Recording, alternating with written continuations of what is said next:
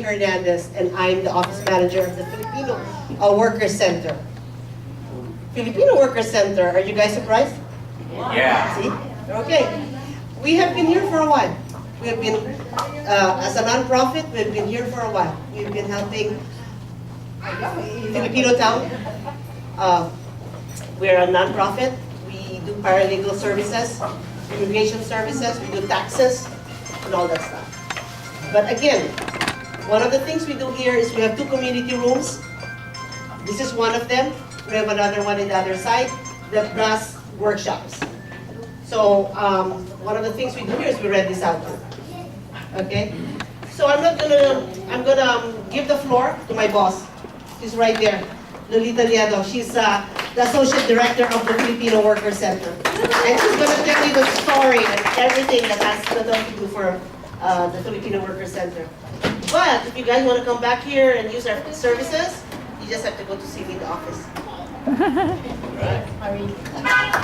Magandang gabi po. Good afternoon. My name is Lolita Liedo. I'm the Associate Director of the Filipino Worker Center, and we were able to organize this organization. We are non-profit 501c3 in 1997, and our focus is to serve the low-wage immigrant Filipino workers whom are mostly caregivers. Okay, so most of our programs are geared like for the caregivers because they don't have.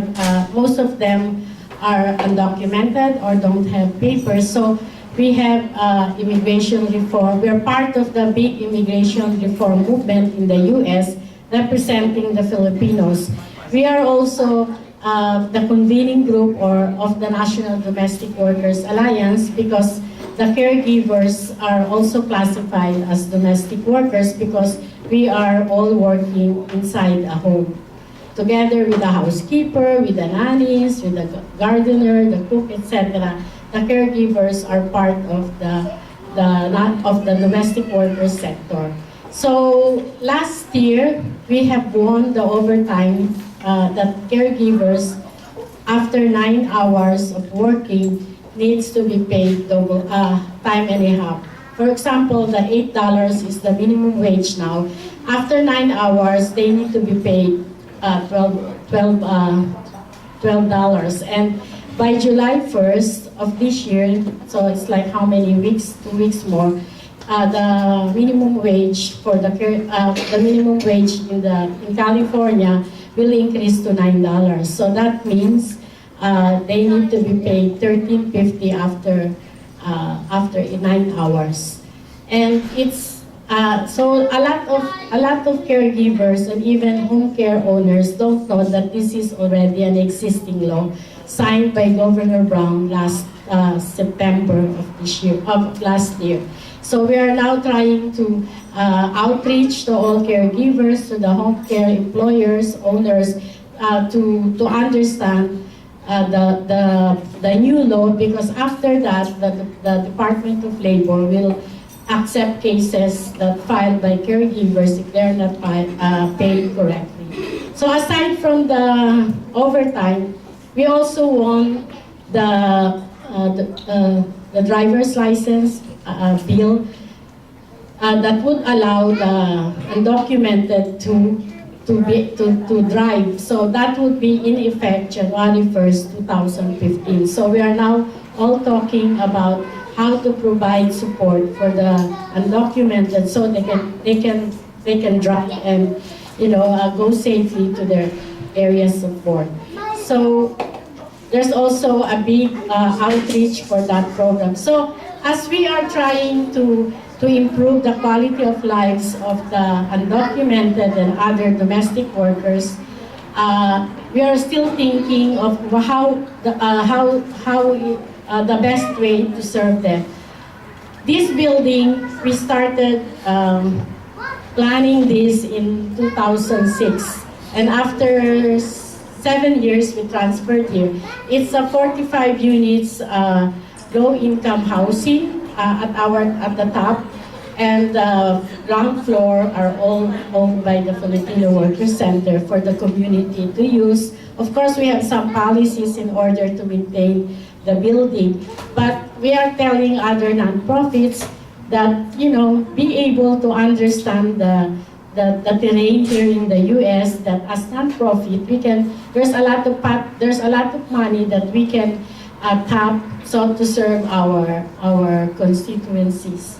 So if you have questions about, I know most of you are salespeople, so you are serving also your clients, and if you're able to meet the undocumented, especially the Filipinos and their caregivers, you can send them here and become a member. We are organizing the Association of Filipino Workers, where like June is also part of that organizing project that we have right now. So as we are, trying to understand and help our community, I hope that you can also be part of the Filipino Workers Center group. Thank you very much, and enjoy the night.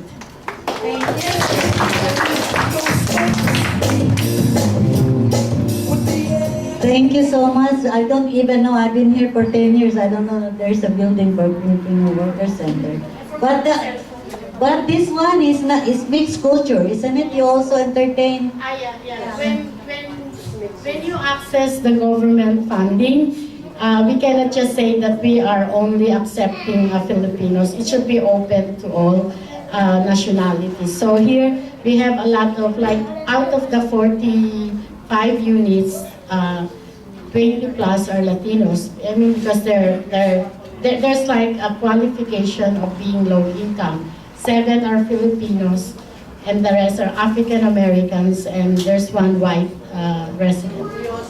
I forgot to explain the team. Like the cell phone, we also have a grant which helps us, which allows us to help if you have problems with your cell phone, if you are being charged high, or you don't understand what the hell is all these bills that are, suddenly, then we have a program. You can come here and we can help you figure out how to make it lower, or how to like talk to the customer service people and ask them for discounts and everything. So that's why we have a sign-in sheet, and we have all these brochures in front. There's a lot of things that are being done to us without our knowledge, like what is cramming, what is slamming, and all those things.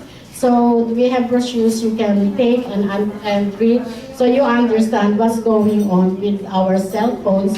And we also have a grant for the utilities, like the gas companies, on how to help the consumers understand their bill. So in this building, everything is free except electricity. So the tenants are not paying any gas bill, even Wi-Fi. The internet is free. There's a cable that you just pay one time and it's all for free. And only the electricity is the one that we are paying. Nice to live for free. We're not here to live for free, so let them live for free. We do the pay, let them give the free. But anyway, so that's how the building was built all about. So, well, a Golden Star or me personally are supporting this building.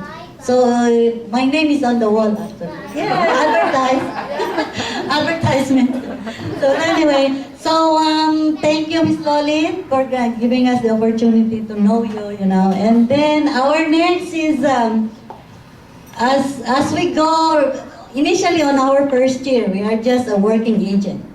We are just working, like knocking on the door and make the business. All through years, we are connecting business to business. So I think that's the only way to grow the business, because the business needs business. So for the past 2 years, we are so happy connecting with all the people who's doing the business. So right now, I want to introduce to you one of the people from San Diego who's always introducing all, information to be an entrepreneur. So I would like to give him 5 minutes now, 10 minutes to introduce how all the immigrants in America become an entrepreneur. So, it's your floor now, sir.